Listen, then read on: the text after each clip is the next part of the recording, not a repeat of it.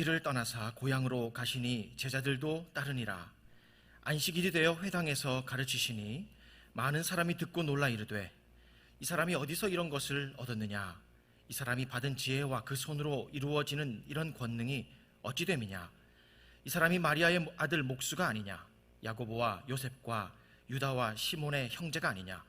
그 누이들이 우리와 함께 여기 있지 아니하냐 하고 예수를 배척한지라.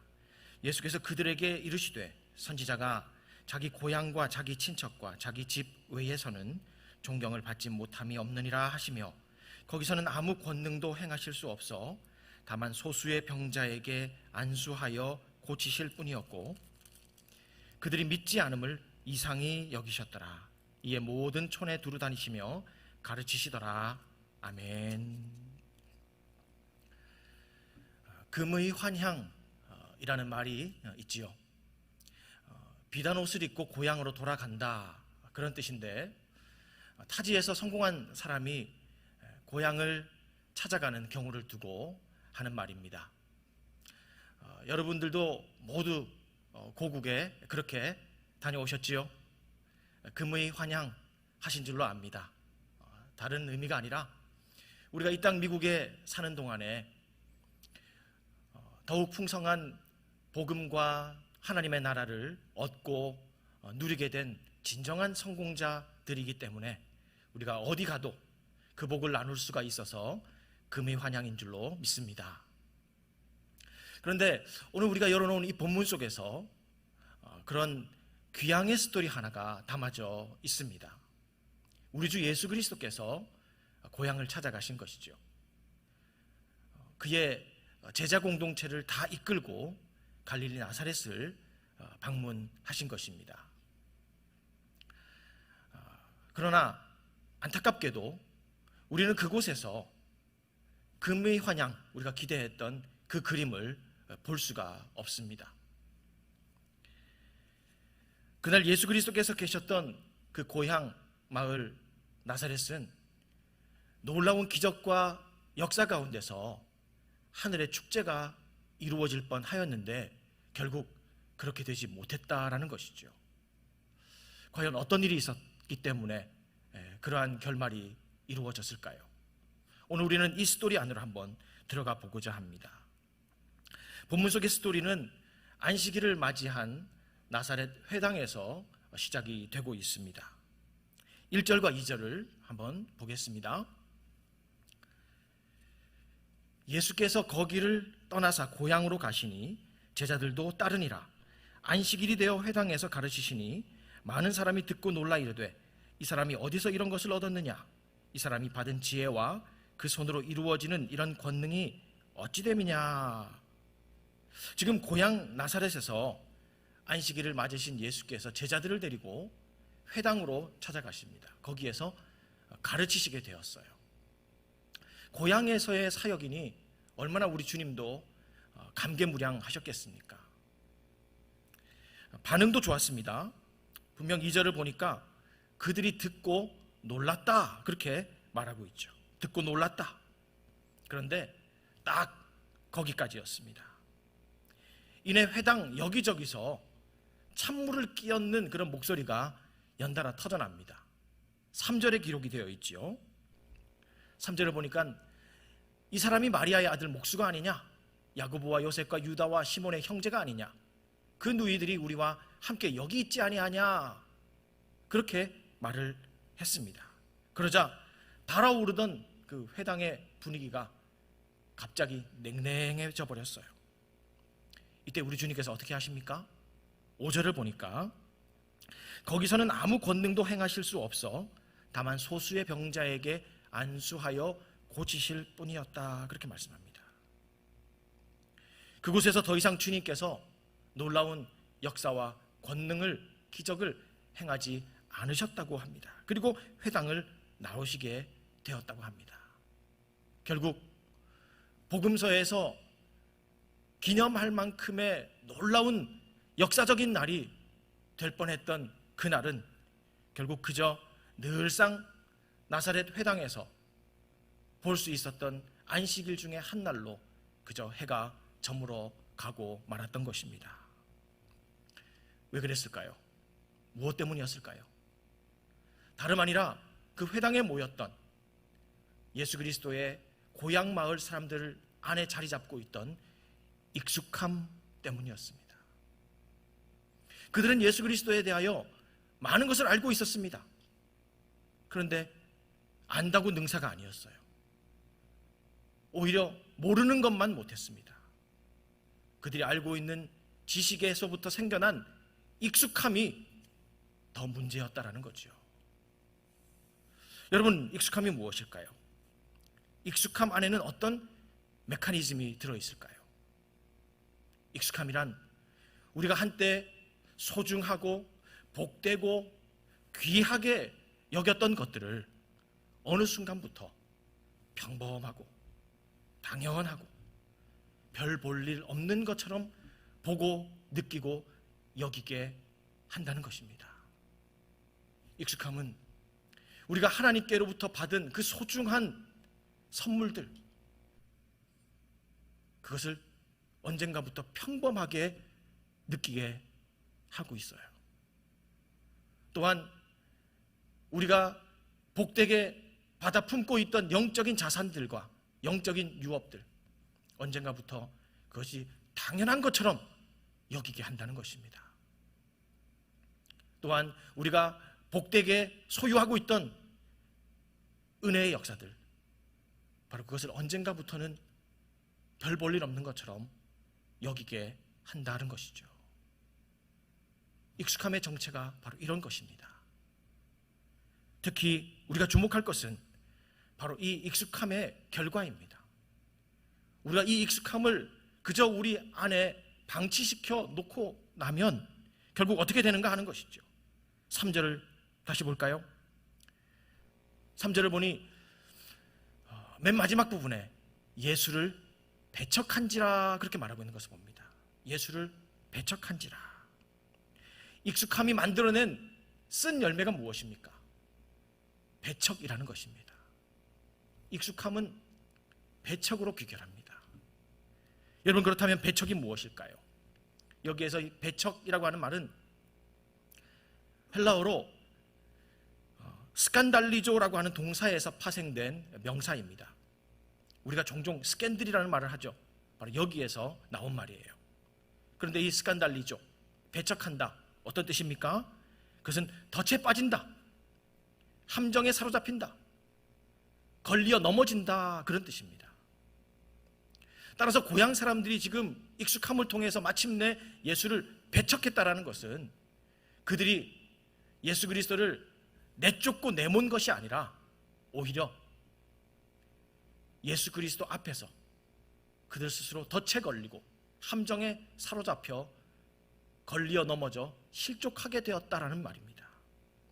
그래서 오늘 우리가 펼쳐놓은 이 성경 본문 3절 옆에 있는 난외주를 보게 되면요, 거기 뭐라고 기록되어 있습니까? 예수로 말미암아 실족한지라라고도 해석할 수 있다라고 기록이 되어 있습니다. 결국 익숙함의 결과는 무엇입니까? 스스로 실족하는 것입니다. 나 스스로 예수 그리스도 앞에서 넘어지는 거예요. 그래서 주님 행하시는 그 은총의 역사 가운데로 뛰어나가지 못한다는 것입니다. 이것이 익숙함의 문제입니다. 더욱이 이 익숙함의 문제는요, 상당히 심각합니다. 고치기가 여간 까다로운 것이 아니에요. 오늘 본문의 배경 속에서도 우리가 이 익숙함의 심각성을 발견해낼 수가 있습니다. 어떤 것일까요? 먼저 이 익숙함은요, 안식일 회당에서도 있었다라는 사실을 우리가 보게 됩니다.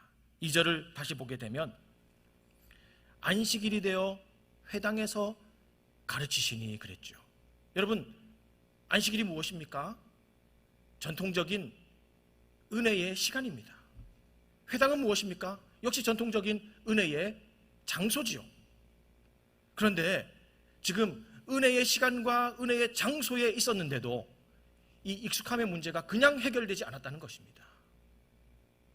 방심하면 되지 않습니다. 우리가 예배를 자주 드린다고 해서 이 익숙함의 문제가 그냥 해결되어지는 것이 아니다라는 것이죠. 또한 익숙함의 문제가 심각한 점은 또 있습니다. 그것은 설교를 듣고 놀랐다고 해도 잘 극복되지 않는다는 것이죠. 다시 2절을 볼까요? 말씀을 보니까 안식일이 되어 회당에서 가르치시니 많은 사람이 듣고 놀랐다, 그렇게 말을 하고 있습니다. 고향 사람들은 주님께로부터 지금 놀라운 설교를 들었습니다. 놀라운 깨달음을 가졌습니다. 그런데 그 익숙함은 좀처럼 깨지지 않았다는 것이죠. 놀라운 설교와 놀라운 깨달음, 그것이 익숙함을 그냥 해결시켜버리는 것이 아님을 또한 보게 됩니다. 놀라운 설교와 깨달음 중요하지요. 그러나 이 익숙함을 벗겨내는 데는 그것이 충분 조건이 되지 않습니다. 단지 필요 조건일 뿐이지요. 그것에만 도취되고 안주되어서는 아니 됩니다. 그것만 찾아다녀서는 아니 된다는 것입니다. 익숙함은 이처럼 무섭고도 질긴 영적인 고질병입니다. 결국 이러한 익숙함의 문제를 해결치 못한 그 회당과 고향 마을은 어떻게 됩니까? 우리 주님의 은총의 수혜의 리스트로부터 제외돼 버리고 맙니다. 소외돼 버리고 맙니다. 우리 6절 하반절을 볼까요? 6절 하반절을 보면 그들이 믿지 않음을 이상히 여기셨더라. 모든 촌에 두루 다니시며 가르치시더라, 그렇게 말합니다. 주님께서 모든 촌으로 두루 다니시며 가르치셨는데 유독 그 고향 마을 나사렛에는 은혜로부터 제외시키셨고 은혜로부터 소외되게 하셨다, 그렇게 말씀합니다.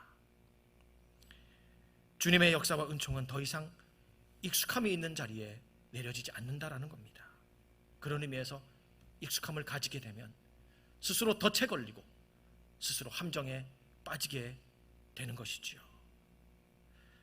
사랑하는 여러분, 혹시 우리는 이 시간 이런 익숙함의 질병에 지금 노출되어 있지는 않습니까?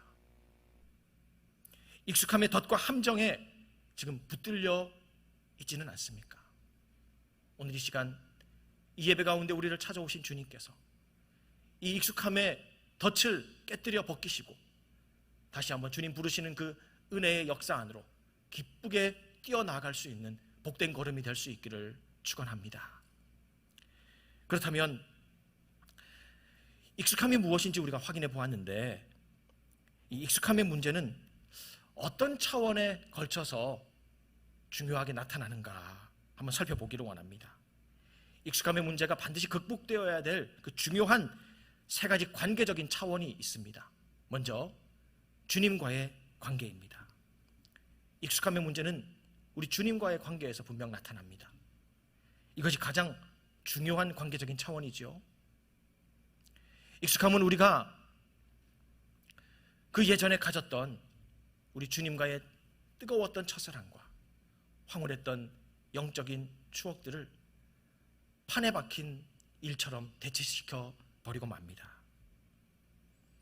한동안은 주님의 이름만 들어도 벅찬 가슴을 주체하지 못했는데 어느 순간은 찬송 가운데서 우리 주님의 이름을 10번 이상 불러도 별로 감격이 없는 우리를 보게 될 때가 있죠. 눈물 고인 시선으로밖엔 볼 수 없었던 우리 주님의 십자가, 그런데 그것을 이제는 목에 걸고 팔에 차도 멀뚱멀뚱 싱숭생숭 할 때가 있다는 거지요. 익숙함은 이처럼 우리의 예배와 우리의 일상에서 주님의 존재감을 희미하게 지워간다라는 것입니다. 이 익숙함의 문제는 또한 교회와의 관계에서도 또한 나타납니다. 주님을 향한 익숙함은 주님의 몸된 교회에도 동일하게 적용된다는 것이지요. 익숙함을 우리가 교회의 첫 발을 조심히 내디디며 그곳에서 바로 이 교회다 여기고 흥분하며 품게 된 그 감사를 어느 순간인가부터 잊어버리게 합니다. 또한 감격 속에서 끝나지 않기를 바랐던 그 예배가 어느 순간부터는 그저 종교적인 순서의 진행 과정으로만 우리에게 여겨질 때가 있다는 거죠. 또한 익숙함은 그렇게 뜨겁게 외쳐 부르던 우리의 기도, 그것이 단지 몸에 굳은 습관처럼 그저 평범한 단어들로 그냥 힘없이도 줄줄 웰 수 있는 관용구르들로 가득 채워지게 한다라는 것입니다. 그뿐 아니라 이 익숙함의 문제는 사람들과의 관계에서도 또한 드러납니다.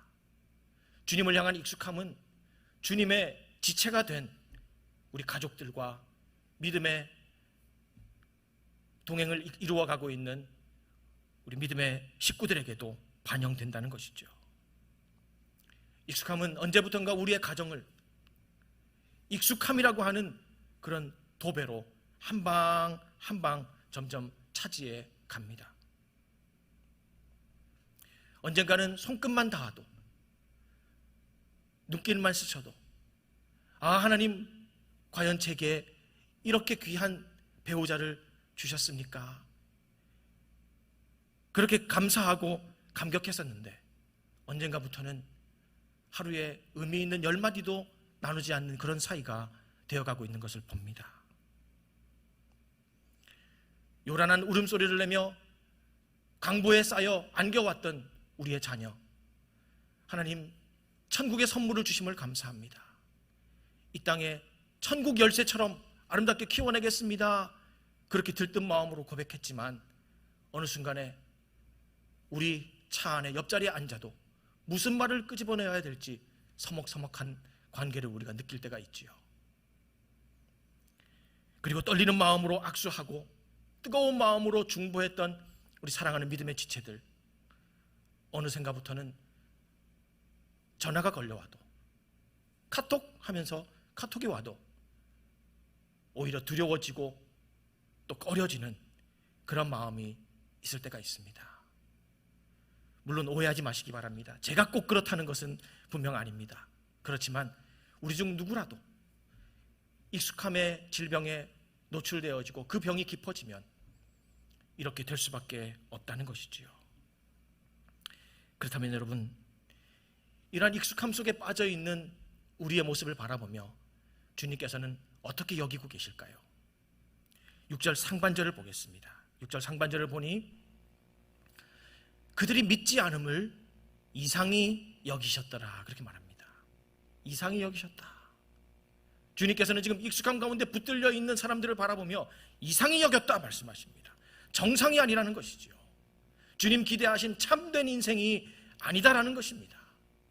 이런 이상한 징후가 있는데 어찌 하나님께서 그 위에 은총과 은혜를 담아 세우시겠습니까?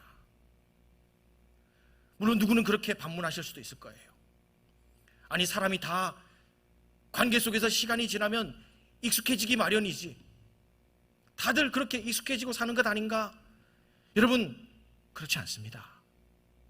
시간이 지난다고 하여 모든 관계 가운데 다 익숙해진다고요? 그렇지 않습니다. 다른 옵션이 있어요. 무슨 옵션입니까? 바로 성숙함입니다. 성숙함. 익숙함이 아니라 성숙함으로 가야 된다는 거죠. 주님과의 관계에서도, 교회와의 관계에서도, 사람들과의 관계에서도 익숙함이 아니라 성숙함으로 나아가야 된다는 겁니다. 그런데 성숙함 가운데 가지 못하고 익숙함 가운데 있으니 우리 주님께서 이상히 여기셨다는 것이지요. 저는 오늘 이 시간에 우리 주님께서 우리 한 사람 한 사람으로부터 익숙함의 옷을 다 벗게 하시고 다시 한번 성숙함의 새 옷을 입고 주님 앞에 나아가며 교회를 향해 나아가며 또한 우리 가족을 포함한 지체들에게 다시 나아갈 수 있도록 우리를 새롭게 하여 주시기를 축원합니다. 그렇다면 결론적으로 우리가 어떻게 하면 이 익숙함의 덫으로부터 벗어날 수 있겠습니까? 익숙함이 아니라 성숙함의 길로 어떻게 하면 나아갈 수가 있을까요? 그 믿음의 원리는 무엇입니까?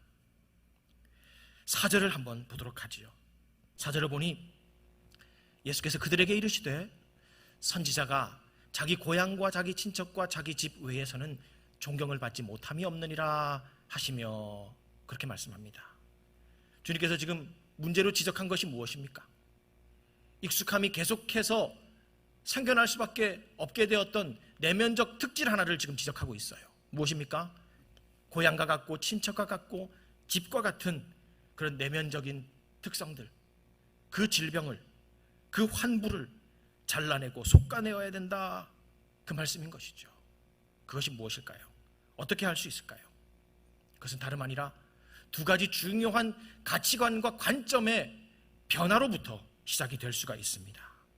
첫째로, 우리가 익숙함을 벗어내고 성숙함을 입고 나아가기 위해서는 과거에 묶이지 말고 이제 이루어질 새로운 변화의 여지를 분명하게 두어야 합니다.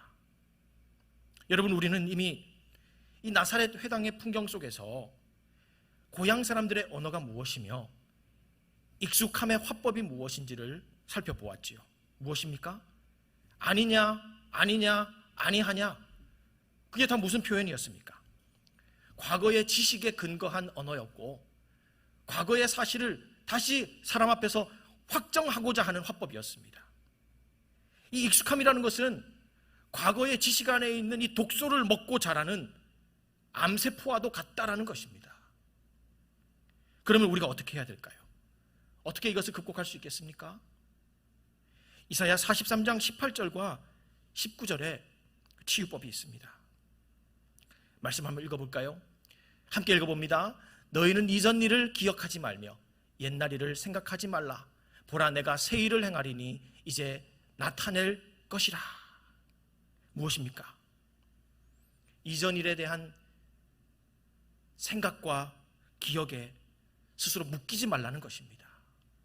그리고 주님 행하실 새 일과 새 역사에 마음과 생각을 열어야 된다는 것입니다. 바로 이것입니다. 우리가 왜 주님께 점점점 익숙해져 갑니까? 과거에 알았던 그 주님, 그분에 대한 지식에 스스로 묶여버리기 때문입니다. 여러분, 이런 의미에서는요, 우리가 일찍이 주께 받은 그 은총, 그것이 오히려 새로운 역사를 우리가 함께 바라보고 또 그 역사에 참여하는데 장애물이 될 수도 있다는 사실을 우리가 알아야만 합니다. 주님의 은총에는 그 어떤 공식도 없습니다. 그러하기에 우리가 주님을 제한하지 말아야 합니다. 어제 그렇게 하셨기 때문에 오늘도 그렇게 하실 것이고 내일도 그렇게 하실 것이다, 못 박지 말아야 됩니다. 또한 어제 그렇게 하지 않으셨기 때문에 오늘도 그렇게 안 하실 것이며 내일도 그렇게 하지 않으실 것이다, 단정 짓지 말아야 합니다. 주님께서 행하실 일들을 우리가 기대하면서 새로운 역사를 향해 우리가 마음의 여지를, 생각의 여지를 두어야 한다는 것이죠. 여러분, 교회도 마찬가지입니다. 우리가 왜 교회에 그저 익숙해지고 있습니까? 과거의 사실에 우리가 연연하고 붙들려 있기 때문입니다. 여러분, 교회는요, 신비한 곳입니다. 교회는 단지 사람들의 합이 아닙니다. 재적 성도들의 단순한 총합, 이것이 교회가 아니라는 것입니다. 거기에 놀라운 플러스 알파가 있습니다. 그 알파가 무엇일까요? 그야말로 알파와 오메가가 되시는 주님, 그래서 전부가 되시는 주님, 그분이 교회와 함께 계십니다. 그러기에 우리는 사람이 이렇게 했기 때문에 교회는 이렇게 될 것이며 사람이 저렇게 했기 때문에 교회는 저렇게 될 것이다, 예단하지 말아야 합니다. 플러스 알파 전부가 되시는 주님께서 이 교회를 이루어 가시는 줄 믿습니다. 그러하기에 우리는 과거의 기억의 줄로 꽁꽁 묶었던 교회를 이제는 좀 풀어놓아야 합니다. 그때 비로소 주님께서 그 몸을 자유롭게 친히 세워 가실 것입니다. 사람들과의 관계도 그렇습니다. 익숙함의 문제가 왜 생겨납니까? 그를 과거에 딱 가두어 두고 일말의 변화의 가능성도 두지 않는 것입니다. 많이들 이런 말을 하죠. 사람은 절대 변하지 않는다. 여러분, 이 말이 진리일까요? 신화일까요? 신화입니다. 여러분, 성경 어디에 그런 말이 있던가요? 성경은 오히려 변화를 말씀합니다. 주 안에서 성장하고 성숙하는 과정 속에, 성화의 과정 속에 변화는 필연적입니다. 과거에 가두어두었던, 과거의 편견 속에 가두어두었던 우리의 가족들과 성도들을 이제는 풀어놓아 다니게 해야 합니다. 여러분 다시 한번 이사야의 말씀을 읽어볼까요? 이사야 43장 18절 19절 다시 한번 우리 같이 한번 읽어보겠습니다. 너희는 이전 일을 기억하지 말며 옛날 일을 생각하지 말라. 보라, 내가 새 일을 행하리니 이제 나타낼 것이라. 아멘. 이 말씀 의지하면서 주님과 교회와 성도들을 과거의 기억에 붙들어 놓지 말고 주님 행하실 새 역사를 향해 풀어주고 맡길 수 있어야 됩니다. 그리고 그 새 역사에 우리가 동참하고 동역해야 합니다. 이러할 때에 익숙함은 깨뜨려질 것이고 성숙함의 길로 우리는 달려 나가게 될 것입니다. 또한 둘째로 익숙함의 고질병은 또 한 가지 우리의 가치관과 관점의 변혁을 요구하는데요, 그것은 다름 아니라 육신의 눈으로 보지 말고 영적 시야로 보아야 한다는 것입니다. 주님도 교회도 사람도 육의 눈이 아닌 영의 눈으로 보아야 한다는 것이죠. 이를 위해서 우리가 붙잡을 말씀이 한 구절이 있습니다. 고린도후서 5장 16절인데요, 역시 같이 한번 읽어볼까요? 그러므로 우리가 이제부터는 어떤 사람도 육신을 따라 알지 아니하노라. 비록 우리가 그리스도도 육신을 따라 알았으나 이제부터는 그같이 알지 아니하노라. 사도 바울의 고백이지요. 여기에서 육신을 따라 알았다라는 표현이 중요한데, 이 표현을 원문으로 보면 인간적 기준에 의해서 알았다, 그런 표현입니다. 인간적 기준, 곧 사람의 생각과 기대를 가지고 사람을 보았고 그리스도를 보았다, 그 말인 거지요. 그런데 이제는 더 이상 그렇게 보지 아니하고 성령 안에서 보겠다, 그렇게 말하고 있는 겁니다. 바로 이 말씀을 붙들고 우리는 예수 그리스도, 우리 주님을 다시 바라보아야 합니다. 여러분, 나사렛 회당에서 그 고향 사람들이 가졌던 지식이 왜 문제였습니까? 그들이 말한 게 거짓이었나요? 다 사실입니다. 그러나 그것이 사실이었음에도 불구하고 주님께서 문제를 지적하신 것은 바로 예수 그리스도의 육체적인 면만 보았기 때문이라는 거죠. 여러분, 그들만이 아닙니다. 나중 제자들도요, 예수님의 제자들도 오랫동안 주님을 사람의 기대와 사람의 생각으로 보았습니다. 정치적 메시아로 본 것이죠. 그렇지만 예수 그리스도 부활 이후에 주님을 만나고서야 제자들은 성령 안에서 주님을 그리스도라고 온전히 믿고 고백하며 선포하며 다녔던 것입니다. 우리들도 마찬가지입니다. 우리 역시 인간적인 기준을 가지고 우리 주님을 바라보는 타성이 있어요. 주님은 나한테 이래야 되는데, 주님은 내게 이런 분이어야 되는데 라고 하는 인간적인 기대와 인간적인 기준이 우리에게 있다라는 것입니다. 우리는 주님을 다시 보아야 합니다. 나의 기준이 아니라 말씀과 기도 속에서 성령이 보여주시는 바로 그 시야 속에서 주님을 다시 알아가야 합니다. 내가 보고자 하는 그 주님을 보는 것이 아니라 기도와 말씀 속에서 불가항력적으로 성령께서 우리에게 보여주시는 그 주님을 우리가 발견할 때에 우리는 주님이 더 이상 뻔한 분이 되지 않습니다. 우리에게 더 이상 주님은 익숙한 분이 아닙니다. 날로 날로 새로운 그러한 주님으로 우리 가운데 다가오시게 될 것이라는 거지요. 교회도 그렇습니다. 우리의 눈앞에 보이는 것으로만 판단하지 말아야 합니다. 또한 그것으로 교회는 이래야 된다, 저래야 된다, 교회는 이렇게 될 것이다, 저렇게 될 것이다 함부로 말하지 말아야 합니다. 교회를 잘 알고 있던 사도 바울은 이렇게 고백하지요. 교회를 두고 말합니다. 이 비밀이 크도다.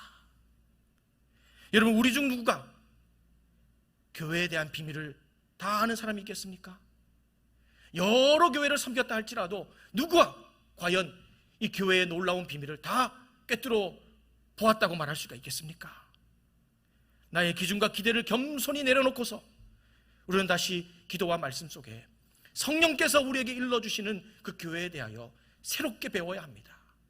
그리하여야만 우리는 교회에 대한 익숙함을 벗게 될 것이며 날마다 새로운 교회의 새 모습을 바라보며 찬미하고 영광 돌리며 이 교회와 함께 열방 가운데로 나아가게 될 것입니다. 그리고 또한 사람을 알아갈 때에도 마찬가지의 관점이 필요합니다. 눈에 보이는 것으로 판단치 말아야 합니다. 보이는 것은 결코 그 사람의 전부가 아닙니다. 왜요?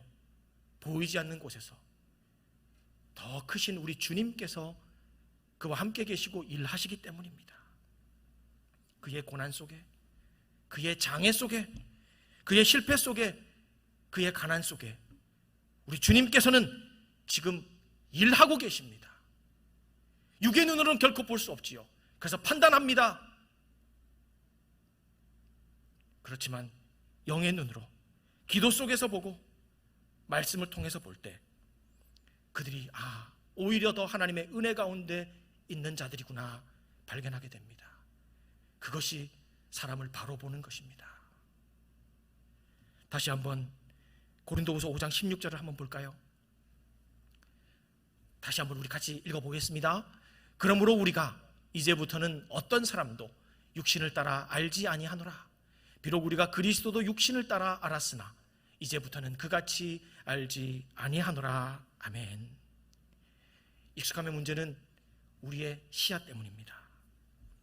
인간적인 기준으로 보면 사람도 교회도 하물며 주님도 뻔해 보입니다. 그러나 영의 시야가 우리에게 열어지면 지금까지 깨닫지 못했던 그 놀라운 영의 차원에서 사람들이, 교회가, 주님이 어떻게 날마다 새롭게 다가오는가 만날 수가 있다는 것이지요. 그 새로움이 한 켜 쌓여가면서 우리는 익숙함이 아니라 점점점 성숙함을 입어가게 되는 것입니다. 결국 익숙함의 문제는 주님과 교회와 가족을 포함한 지체들의 문제가 아니었습니다. 오히려 나의 문제였지요. 나의 가치관과 관점의 문제였습니다. 그런 의미에서 우리는 오늘 시간 우리의 눈에서 익숙함의 비늘이 벗어져야만 합니다. 이 시간 우리 주님께서 친히 우리의 눈을 만져주셔서 우리의 눈에서 이 비늘이 벗겨지게 하시고 마침내 새로운 놀라운 역사 가운데로 우리의 눈이 열어지고 또 주님과 교회와 또한 붙여주신 우리 가족들과 지체들과 함께 하나님께서 이루어 가실 영적 새 차원을 향해서 달려 나아갈 수 있게 될 줄로 믿습니다. 말씀을 맺겠습니다. 2000년 전 안식일 나사렛 회당에는 예수 그리스도께서 계셨습니다. 은혜의 역사가 이루어질 수 있는 삼박자가 다 갖춰졌지요. 안식일 은혜의 시간입니다. 회당 은혜의 장소입니다. 주님 은혜의 주인이시죠. 그런데 아무 은혜의 역사가 나타나지 않았습니다. 무엇 때문이었나요? 익숙함 때문이었습니다. 오늘도 이 익숙함은 우리 위에 하나님의 새 은혜가 내리지 못하게 막는 장애물입니다. 예배를 잘 드린다고 해서, 놀라운 말씀을 한편 들었다고 해서 익숙함이 벗겨지는 것이 결코 아닙니다. 우리 속 내면 깊은 데 있는 가치관과 관점이 바뀌어야 합니다. 거듭나야 합니다. 과거에 더 이상 주님과 교회와 가족들과 성도들을 묶지 아니하고 주님께서 이루어 가실 새 역사로 그들을 풀어주어야만 하는 것이지요. 또한 더 이상 인간적인 관점으로 판단하고 기대하고 재단치 아니하고 성령께서 보여주시는, 기도 속에서 말씀 속에서 보여주시는 주님과 또한 교회와 가족들과 성도들을 바라보며 나아갈 때 우리는 마침내 이 익숙함의 덫으로부터 벗어나게 될 것이며 주님 열어주시는 새로운 영적 차원으로 신나게 달려갈 수가 있게 될 줄로 믿습니다. 이 놀라운 복을 함께 끌어와서 누리고 또한 나눌 수 있는, 그리고 뉴라이프 가족들 다 되시기를 주님의 이름으로 축복합니다.